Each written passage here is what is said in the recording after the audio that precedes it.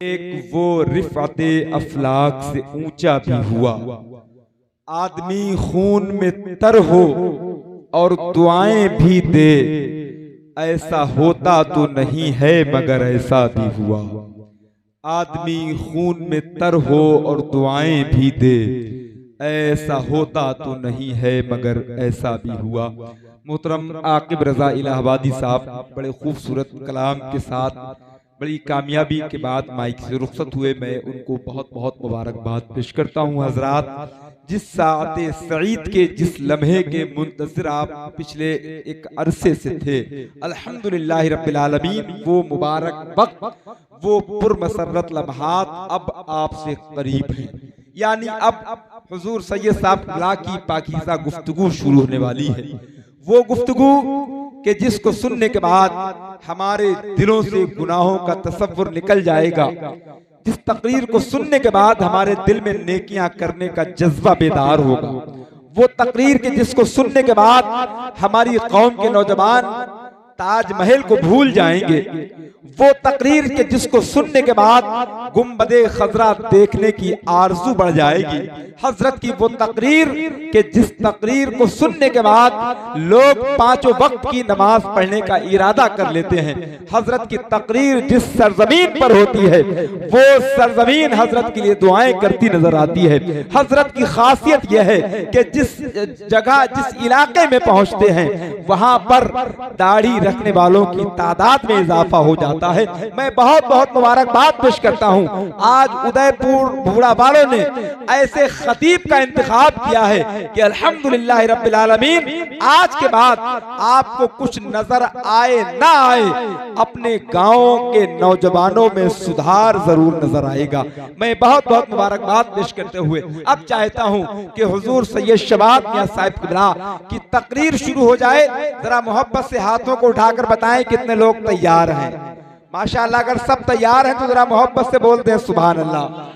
मैं सैयद साहब किबला के कदम को चूमकर बस एक शेर पढ़ता हूं, उसके बाद हम और आप यहीं बैठकर गौसे आजम के बेटे का इस्तकबाल करेंगे और अपने नहीं बल्कि अपने दिल के कानों से आज सैयद साहब किबला की तकरीर को सुनना है इंशाअल्लाह। शायर कहता है कि जलजला कसरे सितम में फिर नया आ जाएगा। तमाम उलमाए अहले सुन्नत, जलजला कसरे सितम में फिर नया आ जाएगा, मैं चला जाऊंगा कोई दूसरा आ जाएगा। जलजला कसरे सितम में फिर नया आ जाएगा, मैं चला जाऊंगा कोई दूसरा आ जाएगा। आला हजरत ने कहा था एक दिन मेरी जगह, देख लेना तुम मेरा अख्तर रजा आ जाएगा। आला हजरत ने कहा था एक दिन मेरी जगह, देख लेना तुम मेरा अख्तर रजा आ जाएगा। आला हजरत ने कहा था एक दिन मेरी जगह, देख लेना तुम मेरा अख्तर रजा आ जाएगा। आइए हजरात, इंतहाई मोहब्बत और एहतराम के साथ जरा अपने हाथों को बुलंद करें और जो लोग पीछे हैं वो थोड़ा सा करीब इसलिए आ जाएं कि गौसे आजम के बेटे को जितना करीब से देखेंगे इंशाअल्लाह फायदा उतना ज्यादा होगा। जरा जल्दी से उठकर आगे आए और मोहब्बत के साथ हाथों को उठाकर इस्तकबाल करें। नारे तकबीर, जरा बेदारी का सबूत पेश करें। नारे तकबीर, नारे रिसालत, आमदे शहजाद गाने गौसे आजम, मसलके आला हजरत, तालीमाते आला हजरत, गुलामाने आला हजरत हुजूर सैयद शबाब मियां साहिब किबला। नारे तकबीर, नारे रिसालत।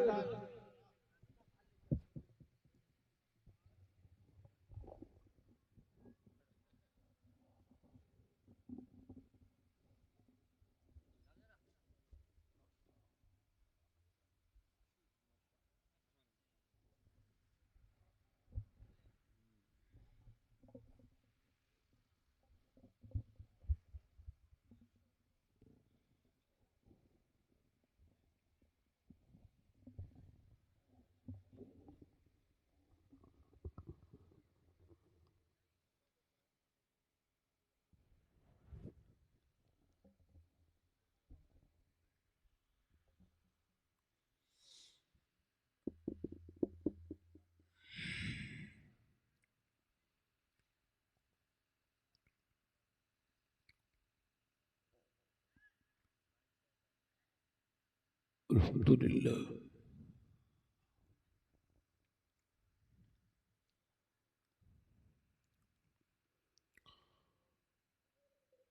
अल्हम्दुलिल्लाहि रब्बिल आलमीन। वस्सलातु वस्सलामु अला अशरफिल अंबिया वल मुरसलीन अम्मा बाद।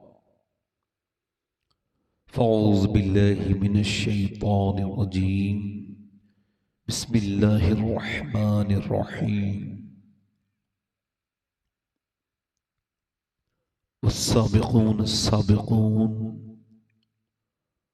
उलाइकल मुक़र्रबून। सदक़ल्लाहुल अज़ीम। क्या बात रज़ा उस चमनिस्ताने करम की, ज़हरा है कली जिसमें हुसैन और हसन फूल। तेरी सरकार में लाता है रज़ा उसको शफी। तेरी सरकार में लाता है रज़ा उसको शफी, जो मेरा गौस है और लाडला बेटा तेरा। आइए मोहब्बत के साथ बारगाह रिसालत में दुरूद पाक का नजराने अकीदत पेश करें। पढ़िए अल्लाहुम्मा सल्ली अला सय्यदना मौलाना मुहम्मद व अला आलि सय्यदना मौलाना मुहम्मद बारिक वसल्लम सल्लल्लाहु अलैहि वसल्लम सलातुन व सलामुन अलैका। बाद हमद दुरूद लायक ताज़ीम व तकरीम मिंबर शरीफ पर तशरीफ फरमा मेरे इमामी की जीनत व रौनक मुअज़्ज़ज़ उलमाए अहले सुन्नत, मुअज़्ज़ज़ हुफ़्फ़ाज़ व क़ुर्रा, मुअज़्ज़ज़ शोरा सामीन व सामियात, अस्सलामु अलैकुम व रहमतुल्लाहि तआला व बरकातुहू। वालेकुम अस्सलाम व रहमतुल्लाहि तआला। खैरियत से हैं? जरा घुटनों को छोड़ के जरा सुभान अल्लाह बोल के दिखाइए, जोर से बोलिए सुभान अल्लाह। माशाअल्लाह। आप जो इधर बैठे हैं आप इधर आ जाएं।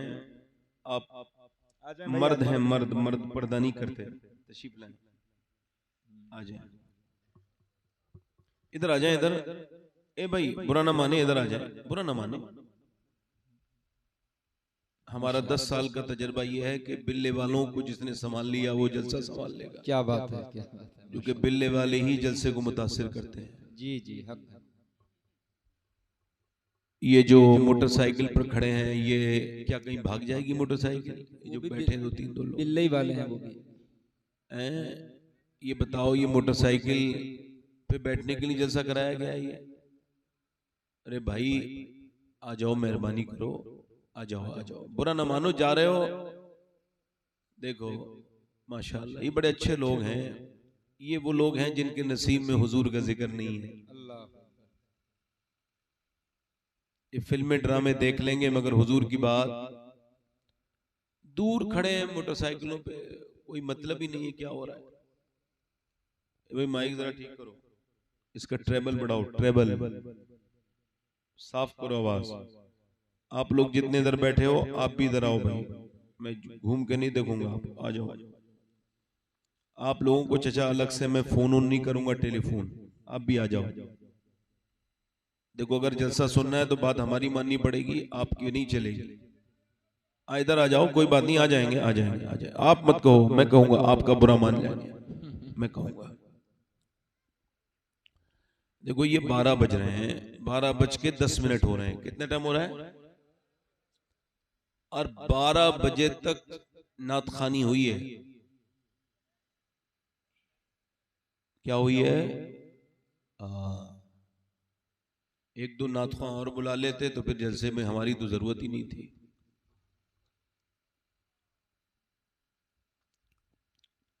कौम को चाहिए कि मुशायरे अलग करें और तकरीर की महफिल अलग करें। दोनों को लगता है कि ये मुझे नहीं पढ़ने दे रहे हैं, मैं नहीं पढ़ने दे रहा हूं। एक हर चीज की हद होती है। मुझे अगर कोई कह देना कि आपको आधा घंटे में तकरीर खत्म करनी है तो 31 मिनट नहीं हो सकते, 29 मिनट में खत्म करूंगा।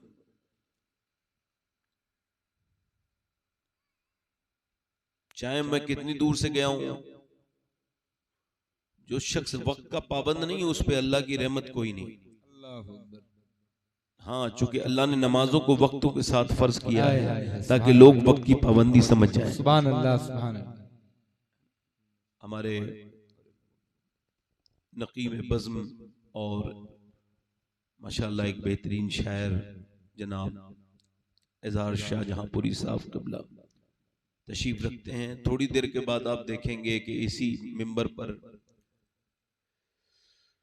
नबी रहे हजरत मीर अब्दुल वाहिद बिलग्रामी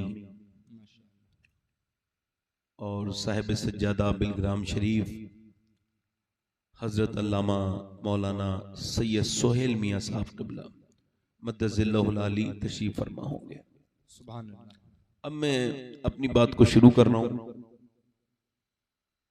तो सुभान अल्लाह कहने से 90 नेकियां मिलती हैं। कितनी मिलती हैं बोलो, जल्दी बोलें आप लोग, कितनी मिलती हैं?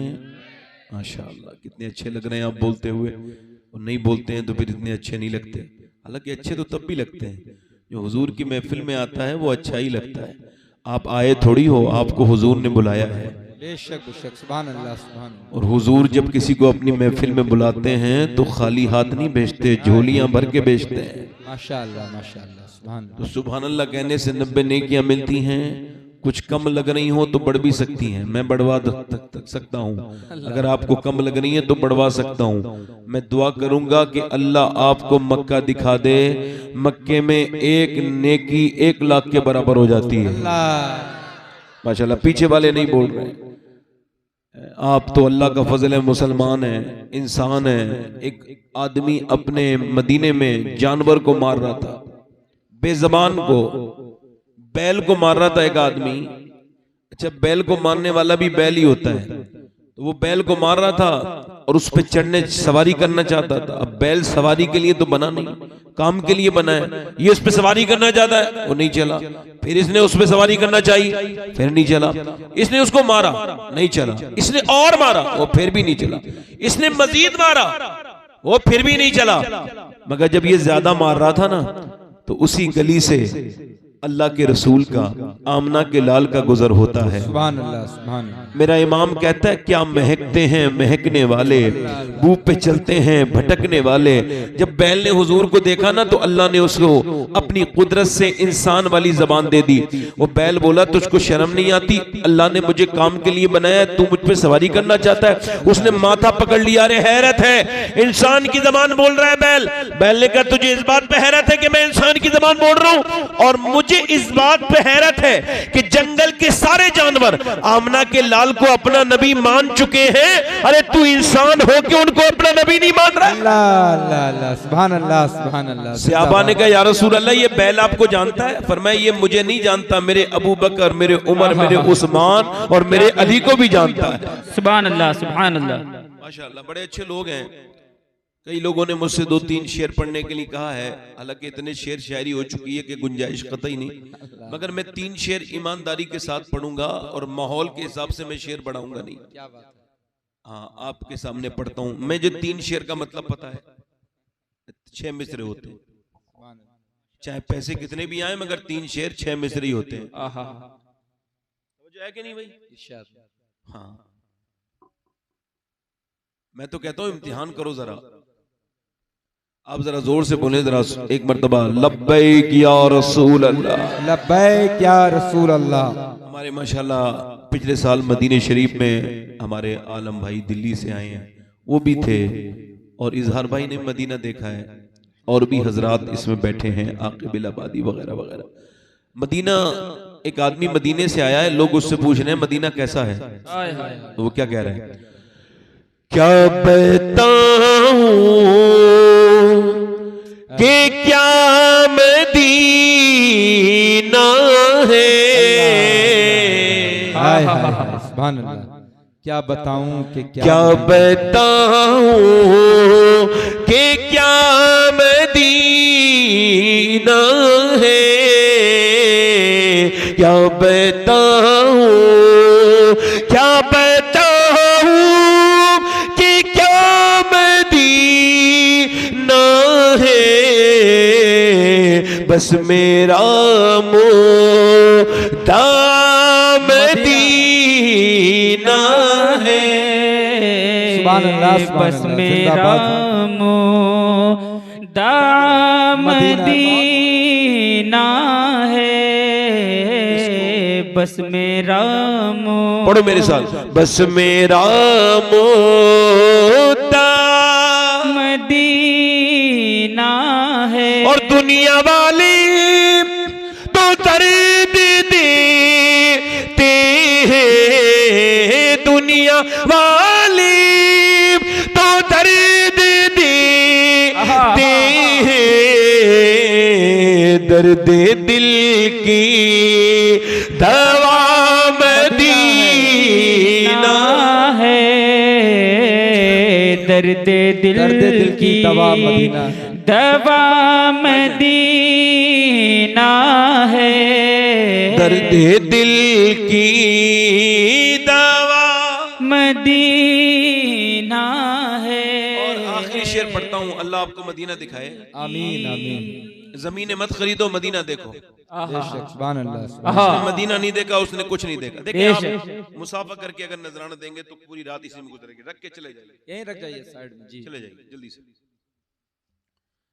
हुजूर ने फरमाया जो नजराने को मना करेगा एक दिन भीख मांगेगा तो भीख भी नहीं मिलेगी। अल्लाह, मैं इससे पहले मना कर देता था, इस हदीस को सुनने के बाद मैंने मना करना बंद कर दिया। आखिरी शेर पढ़ता हूँ। कुछ लोगों पे हज फर्ज हो चुका है, जमीनें लिखवा रहे हैं, मदीने नहीं जा रहे, कचहरी में जमीनें लिखी जा रही हैं, और मस्जिद में बैठ के कह रहे हैं अल्लाह मदीना दिखा दे। अबे तेरे दिल में तो कचहरी देखने की नियत है, तो मदीना कहां से देखेगा? शायर नहीं पढ़ता है मेरा दिल तड़प रहा है, मेरा जल रहा है सीना। एक शायर, मैं उसे जानता हूं, तो मैंने उससे कहा तुझे तेरा शर्म नहीं आती तुझे माइक पे झूठ बोलते हुए? तो क्या हुआ? मैंने कहा तू कह रहा, आप कह रहे थे कि मेरा दिल धड़क रहा है, मेरा जल रहा है सीना, मुझे मदीना ले चलो। अब मैंने कहा 10 लाख की तूने कार खरीद दी, एक भट्टे में तू आधा जो है ना वो जो है वो आधा पार्टनर है, बहुत तेरे पास पैसे हैं और झूठ बोलता है कि मदीने से बुलावा नहीं आ रहा है। अरे चोर है तू, अगर तेरा दिल तड़प रहा होता ना तो तू 10 लाख की कार में नहीं घूमता, मदीने की गलियों में घूम रहा होता। हाय हाय हाय हाय। बेशक बेशक, सुभान अल्लाह। उठ के जाऊं कहाँ मदीने से, उठ के जाऊं कहाँ मदीने से, क्या कोई दूसरा मदीना है, नारे क्या कोई, बस नारे रिसालत या रसूल इसका ईको कम करे आला भाई। हज़रत कॉन्फ्रेंस। ये भाई मैं जोर से बोल रहा हूँ तो ये आवाज इसकी बंद क्यों हो रही है? ईको कम करो इसका, आवाज बढ़ाओ और एक जगह छोड़ दो। बस तकरीर शुरू कर रहा हूँ, वक्त मेरे पास कम है, बातें मुझे ज्यादा करनी है। तशरीफ रखें, बैठे हैं, बस बैठे हैं, बस बैठ के सुने तकरीर। बैठे, आपने काफी दे दिया मुझे, अब बैठे, ठीक है, बैठे आराम से। ये समझ के तकरीर को सुने कि ये हमारी जिंदगी की आखिरी तकरीर है। अल्लाह, तो ये करने वाला भी यही समझे। हो सकता है मेरा आज की रात किसी हादसे में इंतकाल हो जाए, है ना? मौत किसी चौराहे पे मेरा इंतजार कर रही हो, मौत किसी मोड़ पे मेरा इंतजार कर रही हो। अगर यूं हो सकता है तो यूं भी हो सकता है कि इस महफिल में एक शख्स कोई ऐसा बैठा हो जो आखिरी तकरीर सुन रहा है, इसके बाद वो कभी नसीहत नहीं सुनेगा। अल्लाह अकबर। हुजूर फरमाते हैं हर नमाज को आखिरी समझ के पढ़ो। अगर आखिरी समझ के नहीं पढ़ोगे तो शेख मुहियुद्दीन अब्दुल कादिर जीलानी बड़े पीर फरमाते हैं फिर नमाज नहीं रहेगी, हिजाब बन जाएगी और नमाज का कोई लुत्फ नहीं मिलेगा। अगर तुम ये चाहते हो कि तुम्हारी नमाज तुम्हें मेराज तक पहुंचा दे तो हर नमाज को नहीं बल्कि हर सजदे को आखिरी समझ के करो। अल्लाह अकबर। अल्लाह, एक और कम कर भाई, एक और कम करो, एक और कम करो। मेरी बहनें यहां तशरीफ रखती हैं और आप भी बैठे हैं। मैं आपसे सवाल करने आया हूं, अल्लाह के पैगंबर के गुलामों, अभी उड़ीसा में कोरोमंडल एक्सप्रेस में हादसा हुआ और 3 ट्रेनें आपस में टकरा गई। अब जब मैं गया था 5 तारीख को उड़ीसा, और अब भी उड़ीसा से ही आ रहा हूं, रात भी मैं उड़ीसा में ही था, मगर जब मैं 5 तारीख को गया था तो मुझे उन्होंने बताया कि इसी अस्पताल में वो लाशें पड़ी हैं, तकरीबन 700 या 800 लोगों से ज्यादा लोग मरे हैं। मगर हैरत की बात यह है कि उनको पता नहीं था ये आखिरी रिजर्वेशन है, उनको खबर ही नहीं थी ये आखिरी ट्रेन में सफर कर रहे हैं। उनको क्या पता था? उन्होंने ट्रेन का टिकट नहीं कटाया, मौत का टिकट कटा लिया है। उनको कब पता था कि उनके साथ ये सब हो जाएगा? ऐसे ही गफलत में लोग मारे जाएंगे, मैं भी मर जाऊंगा, आप भी मर जाएंगे, यही कहते कहते कि तौबा कर लेंगे, मगर मौत अचानक करीब करीब करीब करीब तराती चली जा रही है। जरा गौर करो, मैं ये अर्ज कर रहा हूं कि जब एक्सीडेंट हुआ तो इस हालत इतनी खराब हो गई कि अब वहां के लोग अपनी अपनी बच्चों की लाशें लेने, बाप अपने बेटे की लाश लेने, और जो है वो बच्चे मां अपने बेटे की लाश लेने, और जो है वो अपने मां बाप की लाशें लेने के लिए लोग खड़े अस्पताल के बाहर। लाशें भी मौजूद हैं मगर ले नहीं पा रहे हैं, पहचान नहीं पा रहे हैं, चूंकि लाशों को काट के निकाला गया है, काट के निकाला गया। लाशों की हालत ऐसी है ही नहीं कि पहचाना जाए। अल्लाह अकबर, अल्लाह। वो जो मरे हुए हैं उनको पता था कि उनको मौत आएगी। वो नौजवान जिसने अपने कान में लीड लगाई, कान में आपने एयरफोन लगाया, गाना सुनता हुआ मजे के साथ मोटरसाइकिल तेज चलाता हुआ जा रहा था, अचानक उसका पहिया फिसला, ट्रक के नीचे गया और उसके सर पर ट्रक चढ़ा। ट्रक के पहिए ने जब उसके सर को दबाया तो एक भड़ाका हुआ, और थोड़ी देर के बाद वो जिसके चश्मा लगा था, वो अपनी अदाकारी दुनिया को दिखाता था, उसके चेहरे के हिस्से सड़क की बिल्कुल पर से जम चुके थे परत में, और उसके हिस्से अलग अलग पड़े थे। भेजा इसका काबिल नहीं था कि उसको उठाया जाए। क्या मुझे बताओ, उस नौजवान को पता था कि उसको मौत आ जाएगी? नहीं नहीं, उसको पता नहीं था। ऐ मेरे दोस्तों, मेरे भाइयों, मौत जितनी करीब है ना, इतनी कोई चीज करीब नहीं है। मगर सुनो तो, मौत तो आनी है तो आएगी, मगर मौत ऐसी ना आए कि फिर ईमान की तौफीक ना मिले, मौत ऐसी ना आए कि ईमान छिन जाए। बताओ, अगर मरते वक्त ईमान छिन गया तो क्या होगा? अगर अल्लाह नाराज हो गया तो क्या होगा? बताओ, अगर परवरदिगार नाराज हो गया मौत के वक्त तो क्या होगा? है अल्लाह के रसूल के गुलामों, अपनी जिंदगी को जरा तब्दील कब करोगे? बोलो, कौन सा दिन ऐसा आएगा जो आप ये कहोगे कि मुझे मेरा मालिक मुझे माफ कर दे? कितने हंगामे ऐसे आएंगे जो आप तौबा करेंगे। सहाबा इकराम रज़ियल्लाहु तआला अलैहिम अजमाइन, ये सहाबा इकराम की जमात का हाल था।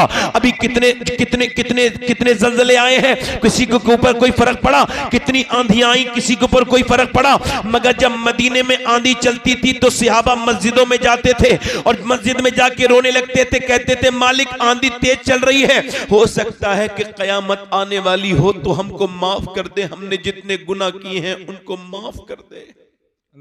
और एक दूसरे से कहते थे, हमने आपका दिल दुखाया हो तो हमको माफ कर दो, तेज हवा चलने लगी है, हो सकता है ये कयामत की हवा हो। मगर आज नौजवान न जाने कौन से हंगामे के बाद जागेंगे। हजरत सैयदना जुनैद बगदादी, और आप अपने एक करीबी मुरीद के पास बैठे हैं, उससे वो मरने वाला है, आप उसके सामने कुरान पढ़ रहे हैं। कुरान पढ़ते पढ़ते आपने जब कुरान पढ़ा तो उसने कहा, मुझे कुरान से नफरत है, बंद कर लो। कहो माज़अल्लाह, पूरा मजमा कहो माज़अल्लाह, कुरान बंद कर लो। आपने बंद कर लिया कुरान, फिर आपने कलमा शरीफ पढ़ा तो उसने कहा, कलमे से नफरत है, इसे भी बंद करो। आप अपनी जबान को बंद करो, आपसे नफरत, इस्लाम से नफरत, कुरान से नफरत, मर गया। इसी हाल में जब वो मरा तो उसको 40 दिन लगातार जुनैद बगदादी रोते रहे।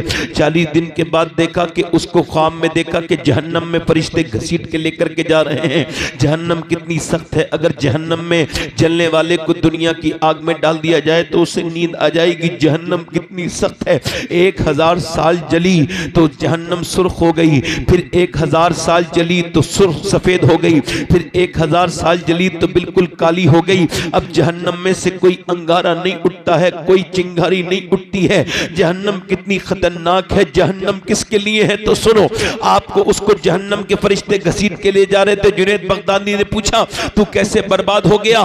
तो कहने लगा, हुजूर, मेरे अंदर 2 गुनाह ऐसे थे जो मैं जानता था और मेरा अल्लाह जानता था। किसी तीसरे को पता नहीं था मेरे गुनाहों के बारे में। और मेरे आका फरमाते हैं क़यामत के दिन एक बंदा आएगा, नमाजी होगा, रोजादार होगा और वो हाजी भी होगा मगर जहन्नम में जाएगा। अल्लाह के फरिश्ते अर्ज करेंगे मालिक ये तो नमाजी भी था, रोजेदार भी था, हाजी भी था, ये कैसे बर्बाद हो गया? अल्लाह फरमाएगा ये नमाज रोजा तो करता था मगर तन्हाई में ये पाक नहीं था, ये तन्हाई में मुझसे नहीं डरता था। जब तन्हा हो जाता था तो गुनाह करने लगता था, ये तन्हा हो जाता था तो गुनाह करने लगता था। वो कहने लगा हुजूर जुनैद बगदादी से मैं 2 गुनाह करता था ऐसे जिसकी वजह से मैं बर्बाद हुआ।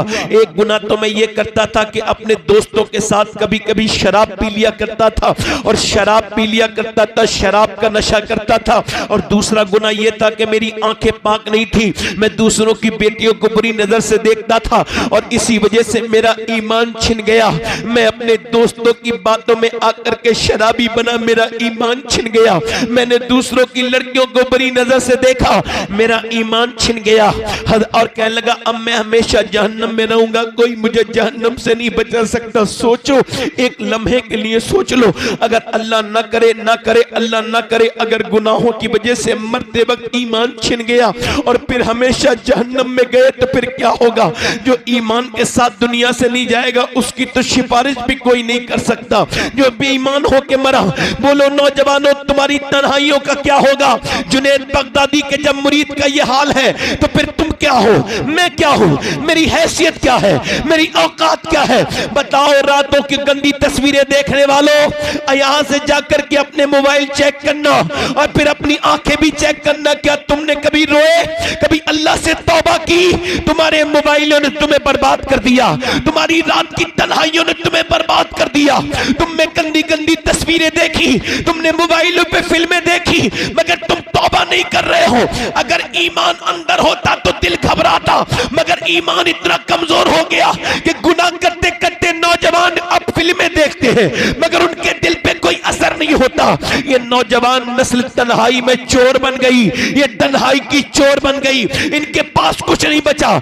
10 साल के बच्चे गंदी तस्वीरें देखते हैं। मुझे बताओ नौजवानों, अगर अल्लाह नाराज हो गया तो क्या होगा? क्योंकि तुम्हारी सूरत बंबई के हीरो की तरह बन गई, तुम्हारे कपड़े बंबई के हीरो की तरह बन गए, तुम चलते भी उसी की तरह हो, तुम बोलते भी उसी की तरह हो, तुम्हारे कपड़े भी उसी की तरह हैं। अरे तुम्हें अगर किसी की जवानी की नकल करनी थी तो बंबई के बेगैरत की नकल क्यों की? अगर जवानी देखनी थी तो करबला के अली अकबर की जवानी देखते, जिसने 18 साल की उम्र में अपने आप को कुर्बान करने के बाद करबला में ये ऐलान किया था, ऐ मेरे बाबा हुसैन, आपका बेटा अली अकबर और इसकी जवानी दुनिया की दीवानी नहीं है, मदीने वाले की दीवानी है। सुभान अल्लाह। नारे तकबीर, नारे रिसालत, पैगामे आला हज़रत कॉन्फ्रेंस। इको कम करो भाई, आवाज बढ़ाओ। इको समझ में नहीं आता है आपके, ये आवाज जो बार बार आ रही है इसको कम करो। मैंने खराब माइक बहुत देखे हैं मगर ये अच्छा माइक है। जोर से बोले सुभान अल्लाह, दिल लगा के बोले। इधर देखो, अगर ईमान बर्बाद हो गया तो क्या करोगे? नौजवानों आज बड़ा शौक है, आंखों को खूब सेक रहे हो। आका फरमाते जिसने गैर औरत को बुरी नजर से देखा उसने आंखों का जिना कर लिया। जिसने किसी गैर औरत को हाथ लगाया उसने ऐसा किया जैसे जहन्नम के अंगारे को हाथ लगा दिए हो। आजकल के नौजवान सिर्फ गंदी तस्वीरें लगाते नहीं है, देखते नहीं है, बल्कि अब तो स्टेटस तक पे लगाते हैं। उनके स्टेटस देख के लगता है कि जैसे ये कितने गंदे हो गए हैं। मोहम्मद अरमान नाम है और स्टेटस गंदे गाने का लग रहा है। मोहम्मद फहीम नाम है और गंदे गाने का स्टेटस लग रहा है। मोहम्मद इरफान नाम है और गंदे गाने का स्टेटस लग रहा है। शर्म नहीं आती? हमसे बेहतर तो पहले के जमाने के लोग थे। मियाँ हजरत सैयदना बायजीद बस्तामी हैं, रात का वक्त है, नमाज पढ़ रहे थे। नमाज पढ़ते पढ़ते आपका दिल नमाज से हट गया और अचानक किसी बच्चे के रोने की आवाज आई। आपने अपनी नमाज को वहीं पे रोका और चले गए। जाके पूछा इस घर में एक बच्चा रो रहा है, कौन रो रहा है? अंदर से आवाज आई, मैं एक यहूदी औरत हूं और मेरा बच्चा इस वजह से रो रहा है कि भूखा है। मेरा शौहर सफर पे गया था, जितने पैसे दे के गया था सब खर्च हो गए, अब कुछ पैसे बचे नहीं हैं, लिहाजा मेरा बच्चा भूखा है। हजरत बायजीद बस्तामी गए, रात के वक्त में ही बहुत सा आटा खरीद के उसके घर दे करके आ गए, पूरा राशन उसके घर में भर दिया। उसका शौहर आया, आके बोला मुझे माफ कर देना मेरी बीबी, मुझे आने में टाइम लग गया, तुम्हें जरूर फाका करना पड़ा होगा। कहने लगी मुझे फाका करना तो पड़ा था, मगर पड़ोस में रहते थे बायजीद, वो आए हैं, सारा राशन दे के चले गए। बच्चे की रोने की आवाज सुनकर वो गया, जाकर के बोला ए बायजीद, मैं यहूदी हूं, आप मुसलमान हैं, आपने मेरे घर में एक काफिर के घर में आपने इतना जो है वो राशन क्यों भर दिया? कहने लगे जब मैं रात को नमाज पढ़ रहा था तो मेरा दिल लगना बंद हो गया नमाज में, क्योंकि तेरा बच्चा रो रहा था, मैंने जाके देखा, तेरे बच्चे को जब राशन दे दिया, मैंने नमाज पढ़ी तो मेरा अल्लाह मुझसे राजी हो गया और मेरी आंखों में आंसू आने लगे, मेरा बहुत दिल लगा नमाज में, तो मैंने तेरे बच्चे को जब खाना दिया है तो मेरा अल्लाह राजी हो गया, मैंने अपने अल्लाह को राजी करने के लिए ये सब किया। वो आगे बढ़ के बोला ऐ बायजीद, जो खुदा इतना मेहरबान है कि अपने मानने ना मानने वालों के बच्चों को खाना खिलाने से राजी होता है, तो मुझे भी उसी खुदा का बना दे। एक हाथ आगे बढ़ा और मुझे कलमा पढ़ा के मुसलमान कर दे, जिसकी उम्मत के उम्मती के दिल की नरमी का ये आलम है, तो फिर आमना के लाल के दिल का आलम क्या हो? अल्लाह अल्लाह अल्लाह, हाय हाय हाय, सुभान अल्लाह सुभान अल्लाह, जिंदाबाद। ये मेरी बात समझ नहीं पा रहे हैं, माइक वाले भाई मेरी बात समझ नहीं पा रहे हैं। शोर कम करो, शोर, आवाज भी चाहे कम करनी पड़े मगर शोर कम करो, रिपीट एकदम बंद कर, दिल लगा के बोलो जरा सुभान अल्लाह। आवाज अगर इतने बड़े बड़े माइक लगे और सुनने वालों को आवाज ही समझ में ना आए तो किसी काम की बात है? नहीं।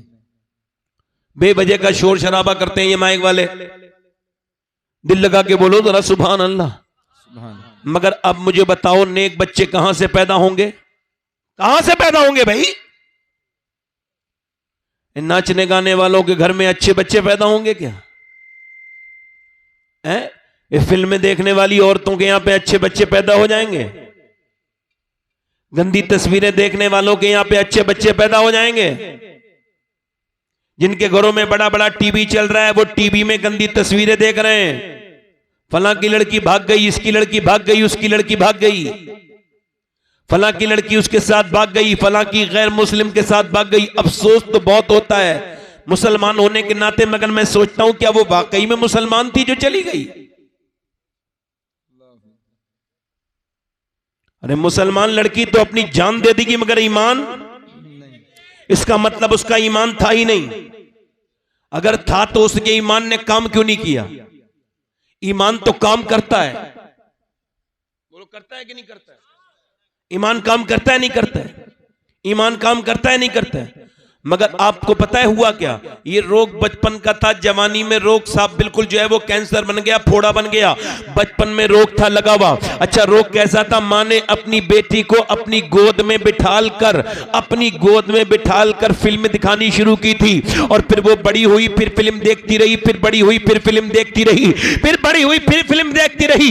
अब माँ देखती है कि जब हीरो हीरोइन आपस में मिल नहीं रहे तो माँ रोती है, इमोशनल सीन आता है तो माँ रोने लगती है। और उसके बाद जब बड़ी हो, जब जो है वो फिल्म एंड में होती है तो हीरो हीरोइन आपस में मिल जाते हैं, भाग के शादी कर लेते हैं। मां खुश होती थी, बेटी ये ड्रामे देखते देखते उसके जज्बात थे बड़े नेक, मगर जज्बात बिगड़ने लगे।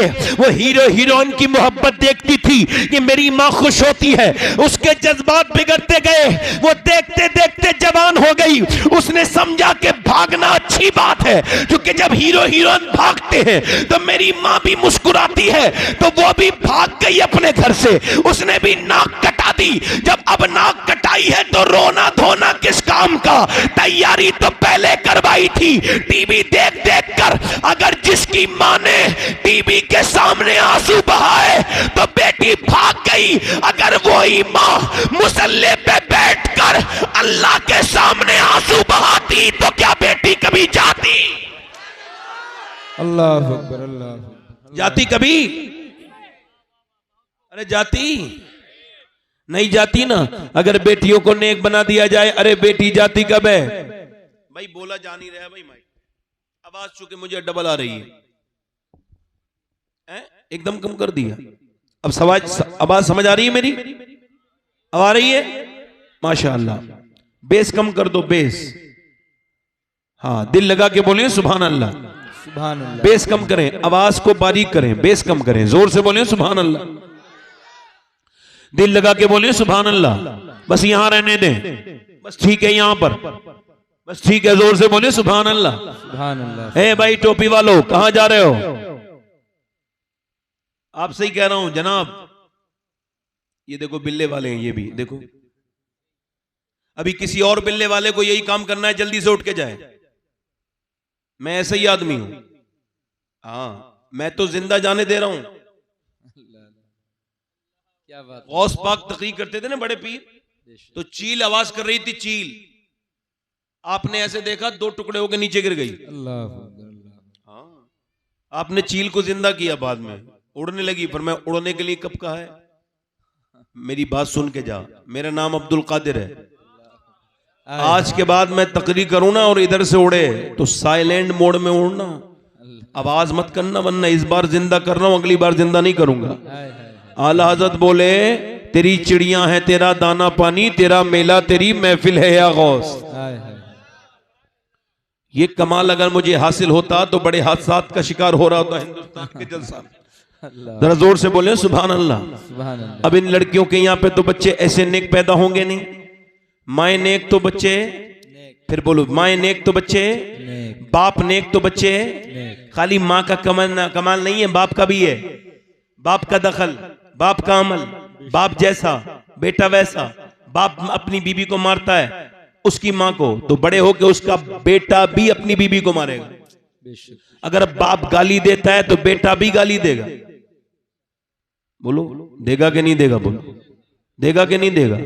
अच्छा मेरी तरफ देखो, बेटा भी गाली देगा, बाप गाली दे रहा है तो बेटा भी गाली देगा। अगर बाप नमाज पढ़े तो बेटा भी, माँ नमाज पढ़े तो बेटी भी। माँ नमाज पढ़े, एक बुजुर्ग कहते हैं मेरी माँ रोटी बना रही थी और मैं 10 साल का हो गया था। मेरी माँ ने मुझसे कहा जा नमाज पढ़ने जा, मैं नहीं गया। उसने फिर मुझसे कहा नमाज पढ़ने जा, मैं फिर नहीं गया। उसने फिर मुझसे कहा नमाज पढ़ने जा, फिर मैं नहीं गया। बच्चा था, मैंने जो है नजरअंदाज कर दिया। मेरी माँ उठी गुस्से में और उसने जोर से चिमटा मेरे सर पे मारा, फट गया मेरा सर। मैं बोला अम्मा जा रहा हूं, मत मानना कहते मैं गया। और फिर ऐसा डर बैठा कि मेरी कभी नमाज कज़ा नहीं हुई। जब मेरी माँ इंतकाल कर रही थी तो मैंने पूछा मेरी माँ तूने मेरा सर फाड़ दिया था, रोटियां गिर गई थी, मगर तूने मेरा सर क्यों फाड़ा था? तो मेरी माँ ने कहा मेरे लाल, मुझ पे रोटियां बनाना फर्ज नहीं था, तुझे नमाजी बनाना फर्ज था। अल्लाह अल्लाह अल्लाह अल्लाह अकबर अल्लाह। औरतों को, बेशऊर को यही खबर नहीं कि बच्चा नमाज नहीं पढ़ेगा तो जहन्नम में जाएगा। बीबी बेगैरत को यह शर्म ही नहीं कि शौहर नमाज नहीं पढ़ेगा तो जहन्नम में जाएगा।